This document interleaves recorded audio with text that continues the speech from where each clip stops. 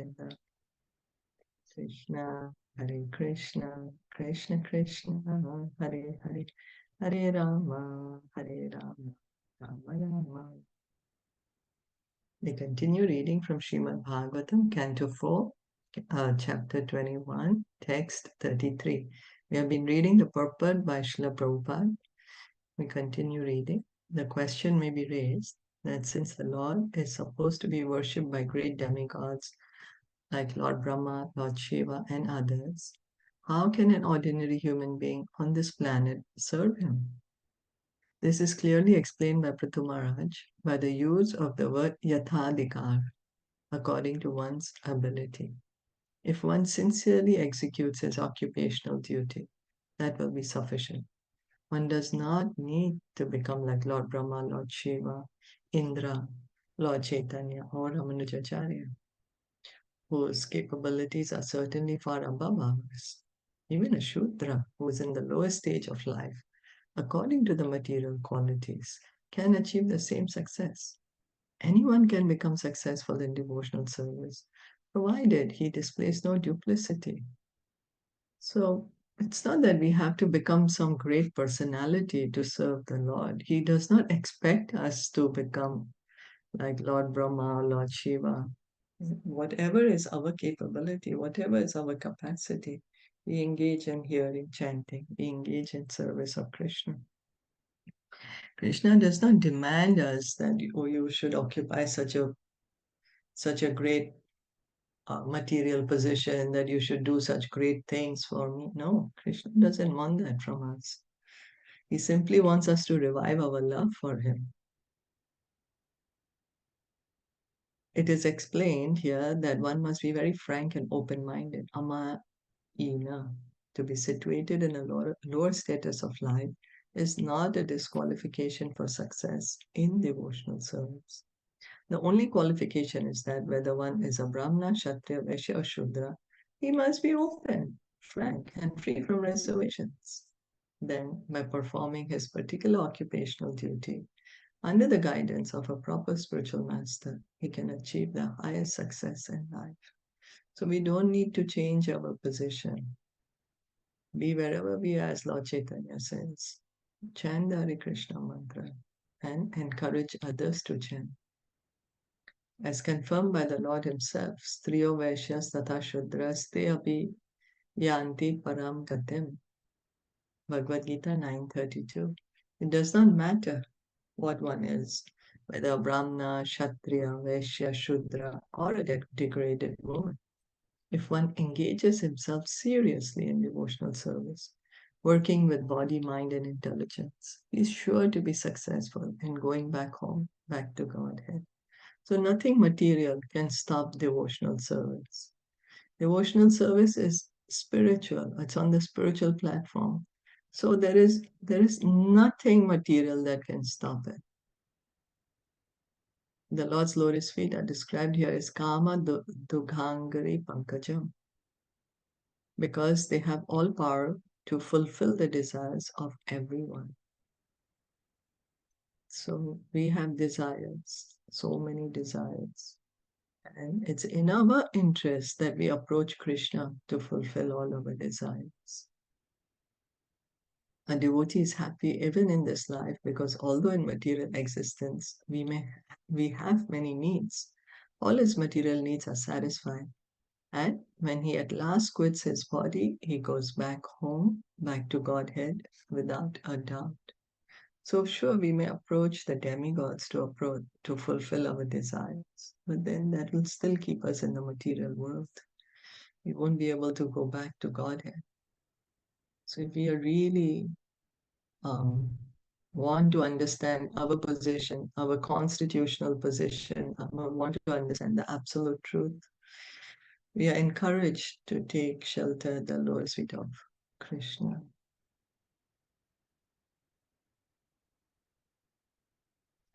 Asam ihane kaguno aguno advara. Asafihani kaguno aguno advara. Vidadra vyaguna kriyo tibe. Pṛthu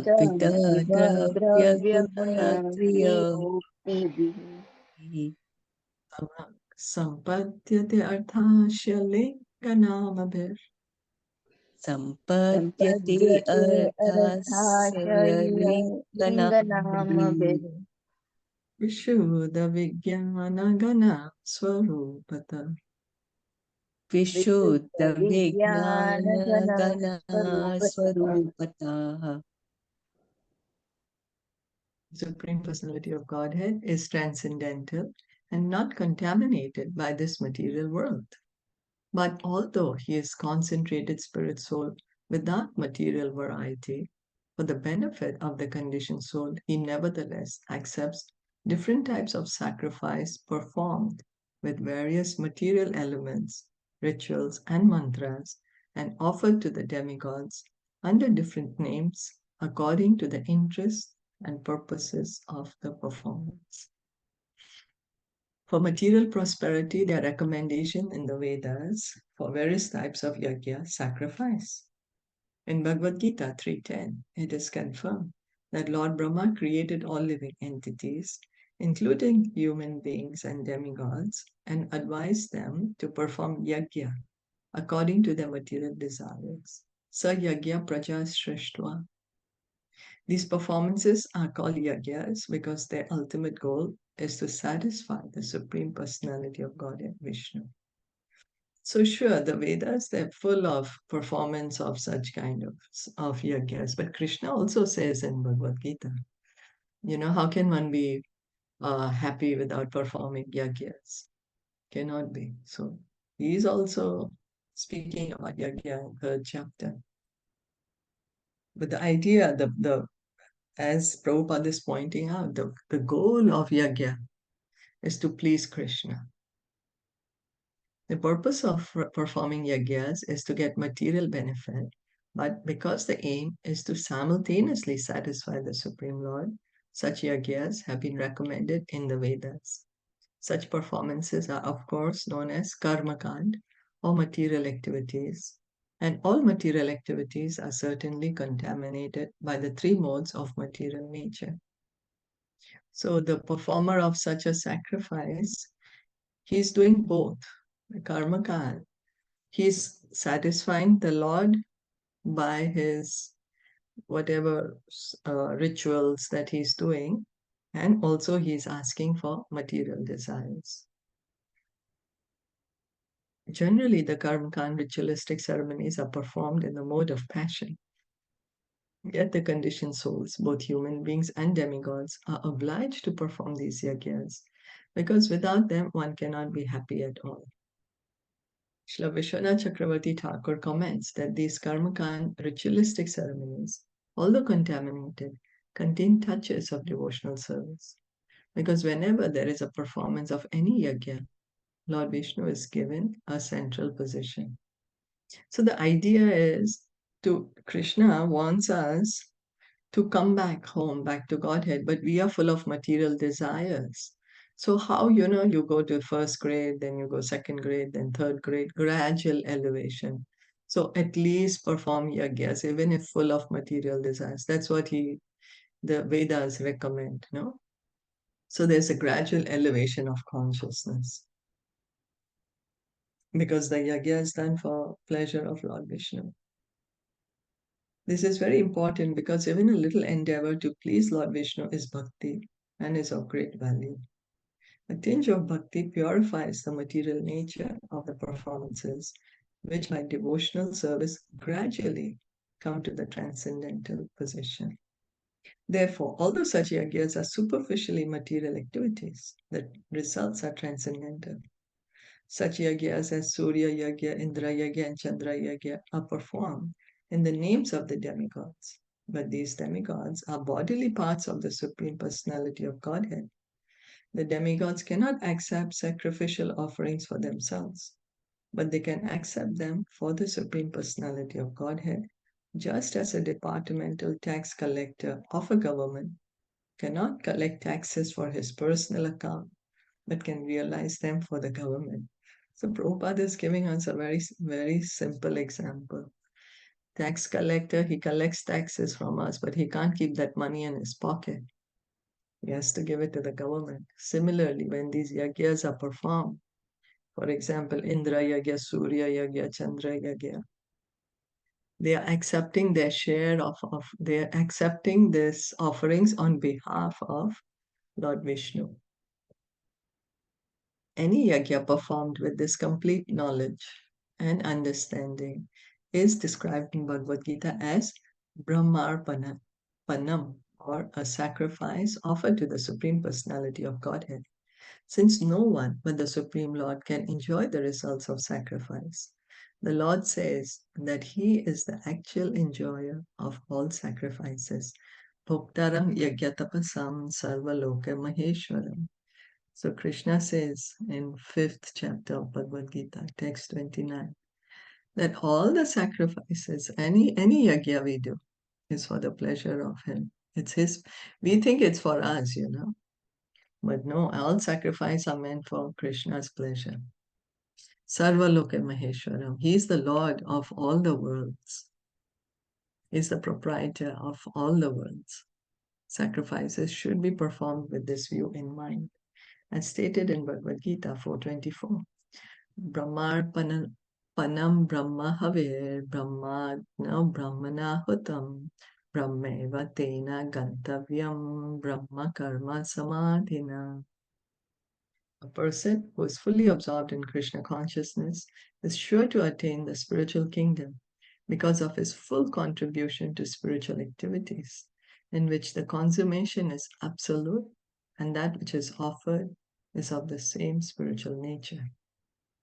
The performer of sacrifices must always keep in view that the sacrifices mentioned in the Vedas are meant to satisfy the Supreme Personality of Godhead. Vishnur Aradhyate Pantha, Vishnu Puran 389. Anything material or spiritual done for the satisfaction of the Supreme Lord is understood to be an actual yagya, and by performing such yagyas, one gets liberation from material bondage. So yagya is done for the satisfaction of Lord Vishnu, for the satisfaction of Lord Krishna, and by such performances of such yagya, we get freed from this material world. Liberation. The direct method of getting liberation from material bondage is devotional service, comprising the 9 following methods. Shravanam Kirtanam Vishnu, Smaranam Padasevanam, Archanam Vandanam Dasyam, Sakhyam Atma Nivedanam. Bhagavatam, Canto 7, Chapter 5, Text 23. This ninefold process is described in this verse as Vishuddha Vigyan Ganaha, or satisfying the Supreme Personality of Godhead directly by transcendental knowledge concentrated on the form of the Supreme Lord Vishnu. So the most pleasing, the direct way of pleasing Lord Krishna, Lord Vishnu, is by this nine processes of bhakti. Hearing, which begins with hearing, chanting, remembrance. Hearing, if we hear properly, then we'll be able to chant. When we hear and chant properly, then we can remember. These 3 are very important at our stage. And then gradually, then we increase our services to the Lord. The prayers of course are very important. And then deity worship. So this is the best method for satisfying the Supreme Lord. So hearing and chanting for the pleasure of Krishna. This pleases Krishna, satisfies him. It opens the path of liberation for us, opens the doors of Golok Vrindavan for us. One who cannot take to this direct process, however, should take the indirect process of performing yagyas for the satisfaction of Vishnu or Yagya. Vishnu is therefore called Yagyapati, Shriyapatim, Yagyapatim, Jagatpatim. Bhagavatam 2.9.15. The Supreme Personality of Godhead's deep scientific knowledge is concentrated to the supreme point. For example, Medical science knows something superficially, but doctors do not know exactly how things happen in the body. A doctor can explain, okay, this is the disease and this is the cure. But how the disease came, they may not be able to be very clearly tell us. They might say that there are various causes. They may not be able to pinpoint the exact cause. Lord Krishna, however, knows everything in detail. Now, there is nothing that Krishna does not know. He knows everything, past, present, future, everything. Therefore, his knowledge is Vigyan Gana, because it does not have any of the defects of material science. The Supreme Personality of Godhead is Vishuddha Vigyan Gana, concentrated, transcendental knowledge. Therefore, even though he accepts karma, kanya, materialistic yagyas, he always remains in a transcendental position. So someone may say that people are offering material uh, offerings, rice, agni, all the ghee, all these are material offerings to the Supreme Lord. And the Lord is accepting, so he's becoming material too. No, he's always transcendental. He never falls from his transcendental position. He's achyutya, always in his transcendental position. Even though he's accepting, he's being satisfied with the offerings. It's like, the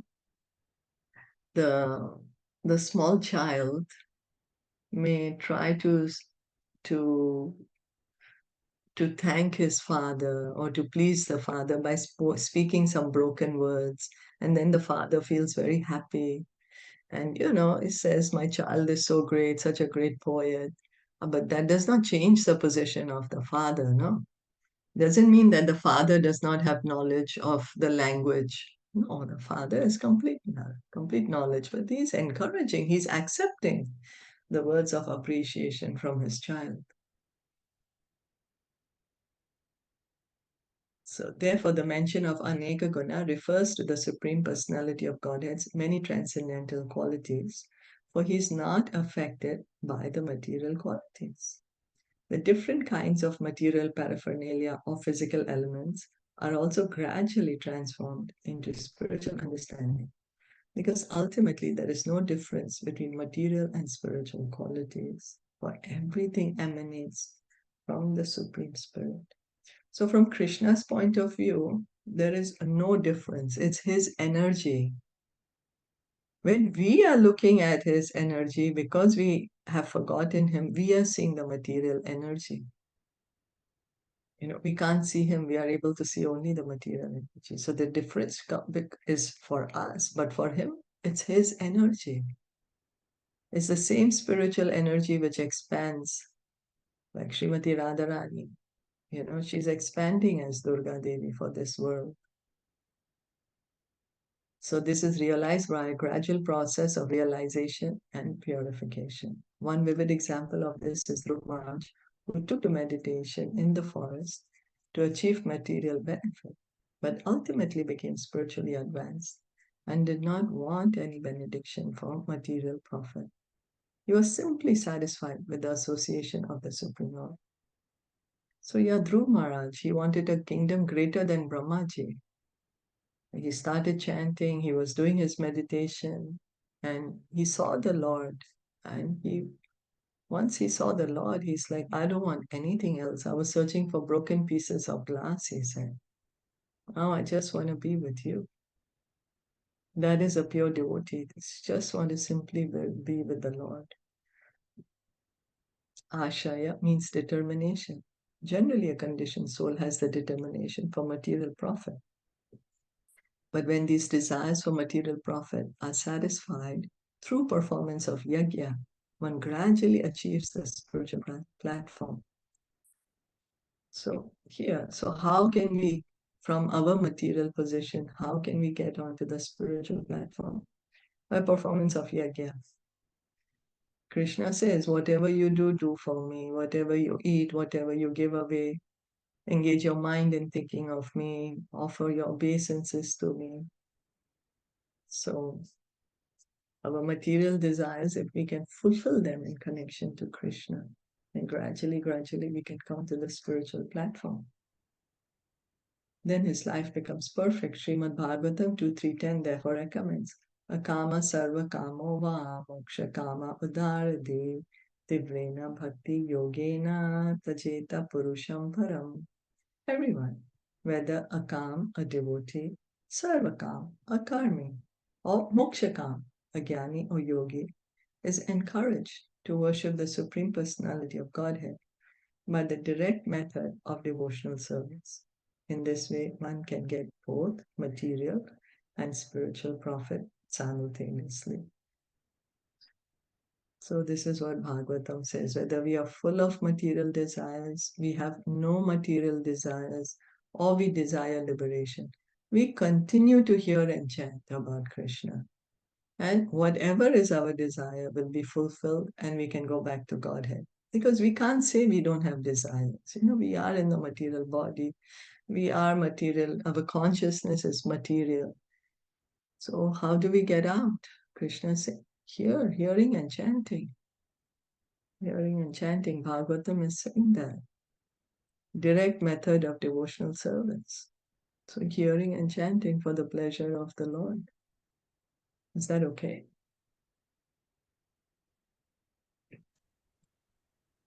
Yes. Yeah.